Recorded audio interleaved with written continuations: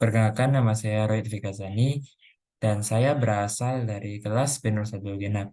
Dan di sini saya akan menjelaskan mengenai peristiwa El Nino dan La Nina.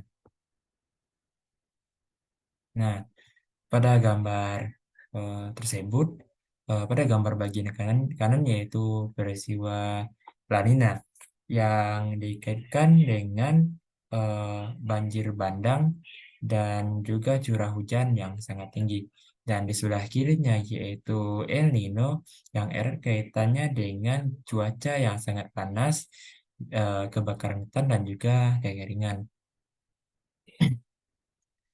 Berikut wilayah ekuatorial. Wilayah ekuatorial atau biasa dikenali dengan wilayah yang dilalui oleh garis khatulistiwa.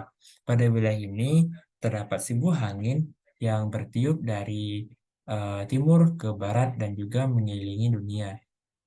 Fungsi angin ini bukan hanya untuk mengelilingi dunia dari timur ke barat dan juga menyebarkan angin sepoi-sepoi ke wilayah daratan, akan tetapi angin ini akan menjadi salah satu penggerak dari air laut. Nah, di bagian timur Indonesia terdapat Samudra Pasifik yang sangat luas. Samudra Pasifik yang sangat luas ini akan terpapar sinar matahari langsung dan dalam jumlah energi matahari yang sangat banyak dan dapat menyebabkan lingkungan perairan di wilayah Pasifik tersebut akan berubah menjadi panas. Air yang panas ini nantinya akan menguap dan hasil uapnya akan membentuk gumpalan-gumpalan awan. Nah, gumpalan awan-awan ini nantinya akan dibawa oleh angin sepoi-sepoi dari arah timur ke arah barat dan hingga akhirnya sampai ke wilayah Indonesia. Nah, seperti gambar yang sudah saya berikan berikut ini, maka terjadilah peristiwa La Nina yang dimana angin air yang sudah menguap tadi yang di wilayah Pasifik tadi akan membentuk gumpalan-gumpalan awan dan lalu akan dibawakan oleh angin pasat ke wilayah Indonesia. Nah, namun akibat kondisi cuaca dan iklim yang berubah-ubah membuat angin pasat dan arus permukaan lautnya menjadi semakin kuat. Akibatnya, banyak air laut hangat yang berpindah ke Indonesia. Hal ini dapat meningkatkan curah hujan yang dapat bertahan beberapa bulan. Dan kejadian ini akan membuat wilayah Indonesia akan uh, curah hujannya tersebut akan meningkat dan lama-kelamaan akan menimbulkan peristiwa banjir yang dapat merugikan masyarakat. Nah, pada gambar berikut, sementara itu fluktuasi cuaca dan iklim yang memicu La Nina di saat tertentu bisa berbalik secara drastis seperti gambar.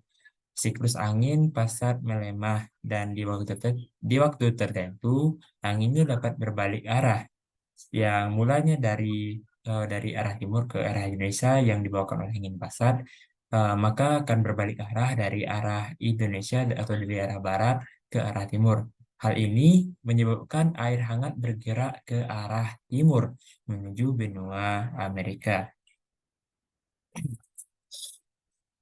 Karena air laut hangat bergerak ke arah timur, menyebabkan air laut dingin dan kedalaman Pasifik akan bergerak naik menggantikan posisi air hangat yang sudah bergerak menuju benua Amerika.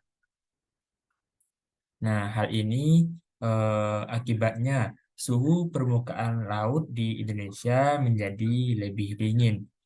Dan karena air dingin sulit untuk melakukan proses penguapan, maka akan menyebabkan wilayah Indonesia akan mengalami eh, kekurangan awan hujan.